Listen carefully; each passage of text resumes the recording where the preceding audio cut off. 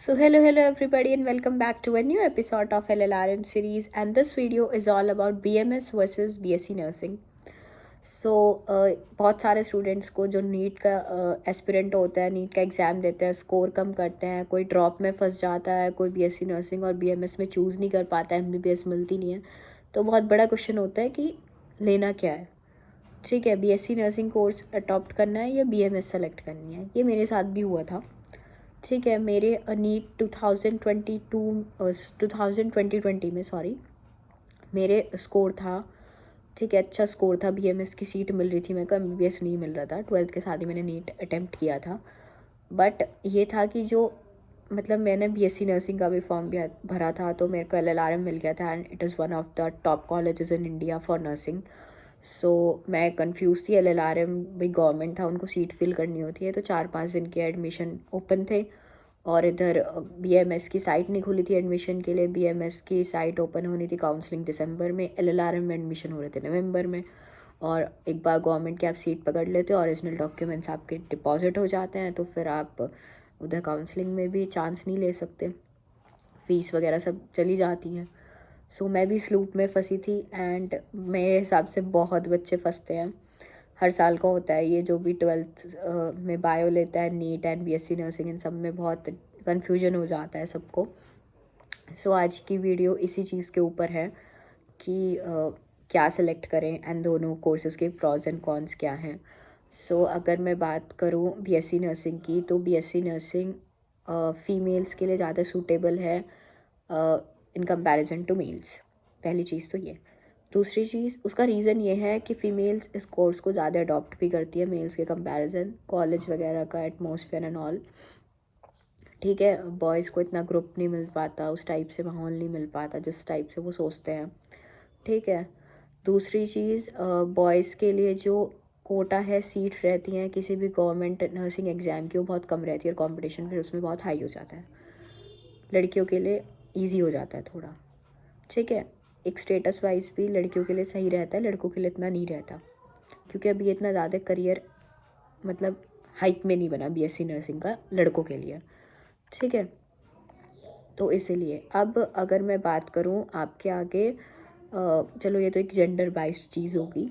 अगर मैं इसके अलावा आपके सामने बात करूँ, तो अगर भाई कोई लड़की है, उसका फैमिली बैकग्राउंड ऐसा है कि भाई जल्दी शादी कर देंगे या मतलब कुछ ही साल हैं, तो BSc नर्सिंग ज़्यादा अच्छा कोर्स है इज़ कम्पेयरिंग टू BMS। क्योंकि BMS डॉक्टर का कोर्स है, डॉक्टर लाइन है, उसमें थोड़ा टाइम लगता है आपको अपना करियर बनाने में। बट अगर आपकी फैमिली उस टाइप की नहीं है, क्योंकि लड़कियों के साथ ये चीज़ें हो जाती हैं, तो BSc नर्सिंग 4 साल का कोर्स है। उसके बाद आप कॉलेज में स्कोप इतना है, आप किसी कॉलेज में पढ़ाने लग जाओ, आपको अच्छी डिसेंट सैलरी मिलेगी, किसी हॉस्पिटल में प्लेसमेंट लग जाएगा, गवर्नमेंट का एग्ज़ाम निकाल लो। BMS 5.5 साल का कोर्स है, उसके बाद PG करोगे, कैरियर सेट होने में टाइम लगता है। ठीक है, तो बॉयज़ के लिए BMS ज़्यादा बेटर है, गर्ल्स के लिए BSc नर्सिंग ज़्यादा बेटर है। कुछ फैमिली के ऊपर भी डिपेंड करता है। ठीक है, ये तो मैंने थोड़ी वैसी चीज़ें बता दी।